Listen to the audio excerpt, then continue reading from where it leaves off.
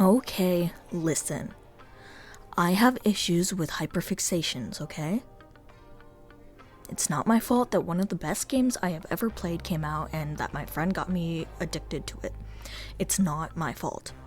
Anyway, I know I've been missing for a little bit, and not going to lie, the main reason is because of this game. This goddamned game that I cannot get myself to put down. Now, for those of you who do not know what I'm talking about Baldur's Gate 3, a game created by Larian Studios. Larian? I don't know. Baldur's Gate 3 is a D&D based RPG where your choices matter. You can create your own character, and possibly, best of all, you can romance the characters. Now, I know the game isn't about romance, but God, just let me enjoy it, okay? Okay. Alright, I think I'm going to start out by setting up the plot a little bit for those who have no idea what the game is. I'm going to try to keep spoilers to a minimum though, because I want all of you to go play it. In fact, if you're an adult, go play it right now. Seriously. Well, maybe wait until the video is done, then go play it, okay? Okay. I will need to preface that this game is made only for mature audiences, and that there will be possible explicit topics in this video, so viewer discretion is advised. There wasn't any explicit topics in this video, but there's still topics in the game, so viewer discretion is still advised. Now, you start off this story with seeing an alien creature picking up a tadpole, and it crawls into your mind from your eye. The main plot of this game is to free yourself from this tadpole.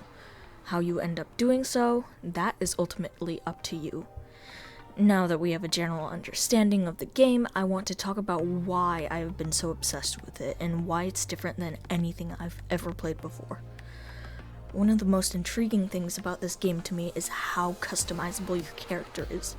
There are 11 different races, which is rather small in the world of D&D, if I remember correctly. If I do not, then I am sure someone will correct me in the comments below.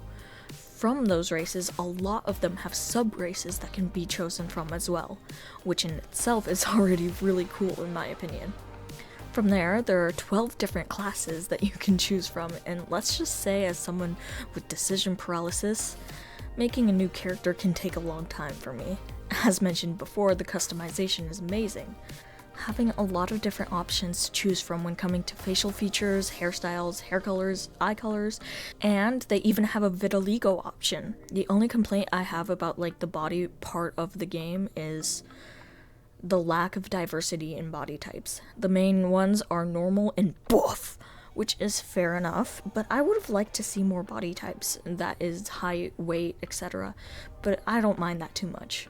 What I really like about the character customization is that they have the choice for you to be non-binary or even be trans. Or others, I believe. I believe the non-binary / other is together, which is really nice considering that a lot of people who are trans or non-binary and others have had to fight for a long time to be represented and respected. I'm really glad that they added this. It was nice to see for once. Now, the story itself includes 3 different acts, which took me, my first time, a little over 75 hours to complete.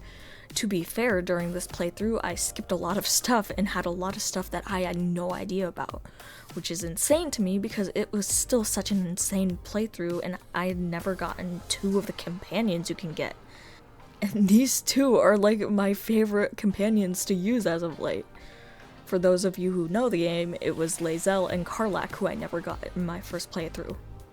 Yeah, I never found Lae'zel, and I didn't want to kill Karlach, so I never looked for her until it was too late. And then she was mad at me because I did some questionable things. Not questionable, but let's just move on. I don't want to spoil. I've played the game through 2 times now, and I keep finding new things even though I think I'm about 500 hours in. I'm not quite sure, it's real close. Holy shit, what am I doing with my life? The thing is, it's hard for me not to find new things because, as the creator of the game stated, there are at least 17,000 different endings. 17,000. That's fucking insane. It's something that I can't really fathom, and that doesn't really sink in until I think about it. That's amazing, and there has been so much work on this game. I respect everyone who worked on this so much, and the game itself is just so beautiful, not to mention the voice acting. Now, I know that I say this a lot, but I truly, truly believe it. Characters are the most important part of a story. Without good characters, the plot means nothing, because without good characters, who the hell are you supposed to care about?